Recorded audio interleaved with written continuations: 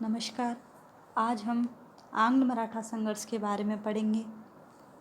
भारत में अपना राज्य स्थापित करते समय अंग्रेज़ों का यहाँ की स्थानीय शक्तियों से संघर्ष हुआ, जिनमें मराठे एक महत्वपूर्ण शक्ति थी। अंग्रेज़ अच्छी तरह जानते थे कि मराठों का दमन नहीं किया गया तो अंग्रेज़ों का दक्षिण में अस्तित्व समाप्त हो जाएगा और उत्तर भारत में उनके बढ़ते प्रभाव पर भी असर पड़ेगा। जब बालाजी बाजीराव के बाद उसका पुत्र माधवराव पेशवा बना तो उनका चाचा रघुनाथ राव उनका संरक्षक बना। पानीपत के मैदान में जो खोया था उसे माधवराव ने पुनः हासिल कर लिया। 18 नवंबर 1772 को माधवराव की मृत्यु हो गई, जो मराठों के लिए पानीपत से भी अधिक घातक सिद्ध हुई, क्योंकि यहीं से पेशवा पद के लिए संघर्ष छिड़ गया। माधवराव के बाद नारायण राव पेशवा बना, जिसका वध रघुनाथ राव ने करवा दिया और खुद को पेशवा घोषित किया, किंतु मराठा सरदारों ने इसका विरोध किया और उन्होंने नारायण राव के पुत्र माधवराव द्वितीय को पेशवा बना दिया। रघुनाथ राव को गिरफ्तार करने का आदेश दिया। 1774 में रघुनाथ राव ने थाना पर आक्रमण किया, जिसमें वह पराजित हुआ और बम्बई भाग गया। वहाँ उसने बम्बई काउंसिल के अध्यक्ष हॉर्नवाइस से बातचीत करके कंपनी की बम्बई शाखा के साथ 6 मार्च 1775 को एक संधि की, जिसे सूरत की संधि के नाम से जाना जाता है। सूरत की संधि की सबसे महत्वपूर्ण शर्त यह थी कि अंग्रेज रघुनाथ को पेशवा बनाने में मदद करेंगे और वह इसके बदले कंपनी को थाना वशीन सालसेट देगा। इस संधि के कारण अंग्रेज व मराठों के संघर्ष का सूत्रपात हुआ। इसी संघर्ष में अनेक युद्ध व संधियाँ हुई। आंग्ल मराठा संघर्ष को हम 3 आंग्ल मराठा युद्धों के माध्यम से जानेंगे। प्रथम आंग्ल मराठा युद्ध, द्वितीय आंग्ल मराठा युद्ध, तृतीय आंग्ल मराठा युद्ध। आज हम प्रथम युद्ध के बारे में जानेंगे कि इस युद्ध की कौन कौन सी प्रमुख घटनाएं थी, इस बीच कौन कौन सी संधियां हुई तथा इस युद्ध का अंत कैसे हुआ।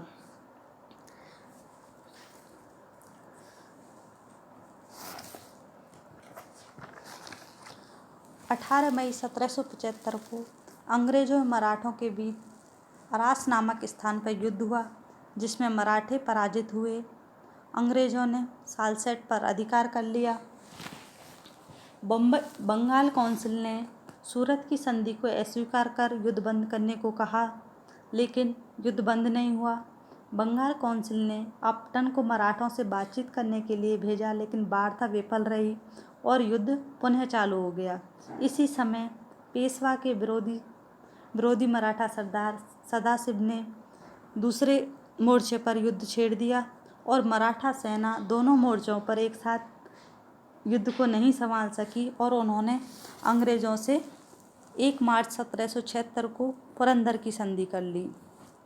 इस संधि के द्वारा युद्ध में अंग्रेज़ों ने जो क्षेत्र प्राप्त किए हैं वे अंग्रेज़ों ने के पास ही रहेंगे।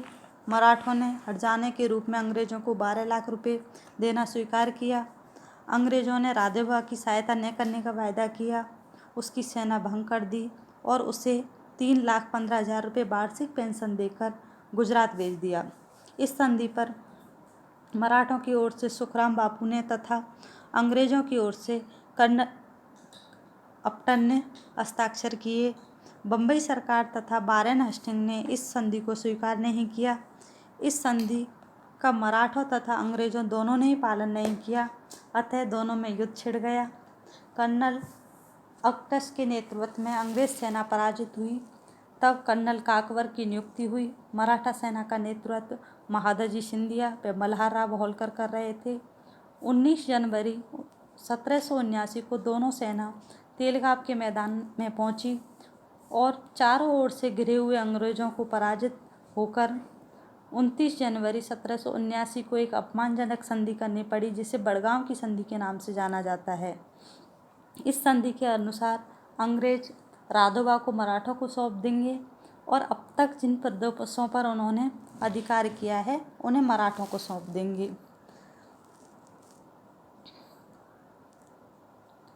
और जब तक अंग्रेज इन शर्तों को पूरा नहीं करेंगे तब तक 2 अंग्रेज अधिकारी बतौर बंधक मराठों के पास रहेंगे। लेकिन इस संधि को स्वयं हेस्टिंग ने एक अपमानजनक संधि बताया और इसके बारे में कहा, जब मैं बड़गांव समझौते की शर्तों को पढ़ता हूँ तो मेरा सिर लज्जा से झुक जाता है। बड़गांव की संधि ने अंग्रेज़ों की प्रतिष्ठा को गहरा आघात पहुंचाया। हेस्टिंग ने इस संधि को स्वीकार नहीं किया। उसने 2 सेनाएं मराठों के विरुद्ध भेजी। एक सेना का नेतृत्व पॉफम कर रहा था और दूसरी का कर्नल गार्डर्ड।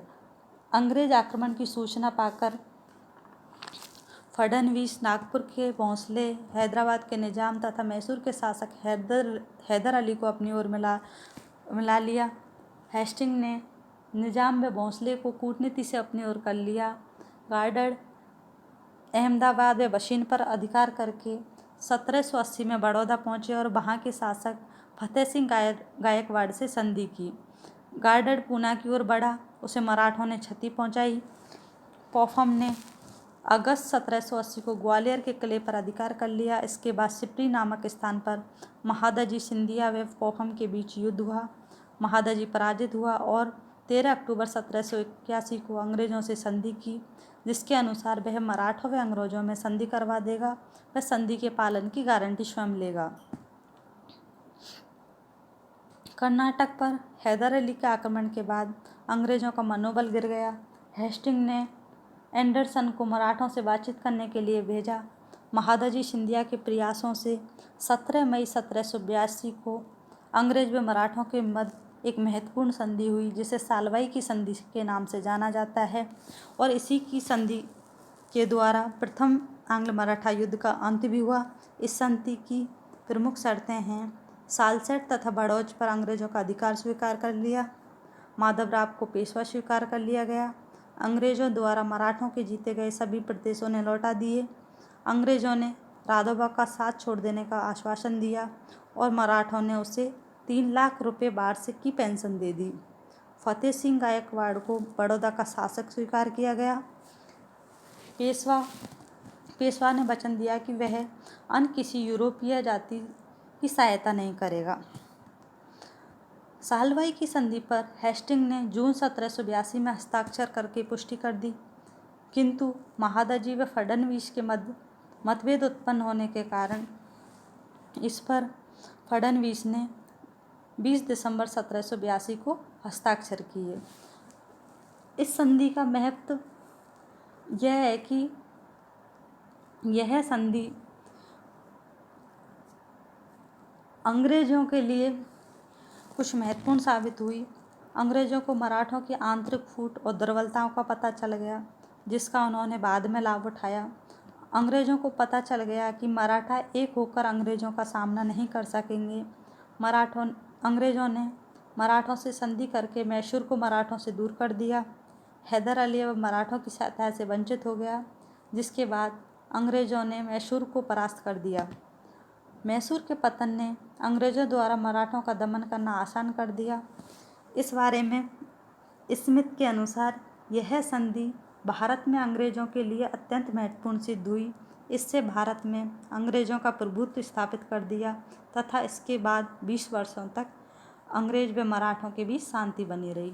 इस प्रकार हमने प्रथम आंग्ल मराठा युद्ध के बारे में जाना कि यह युद्ध कैसे, कब और क्यों हुआ, इसकी प्रमुख संधियाँ कौन कौन सी थी, संधियों के तहत कौन कौन सी जो शर्तें थी वो क्या थी, और इस युद्ध का जिस संधि से अंत हुआ उस संधि का महत्व क्या था। धन्यवाद।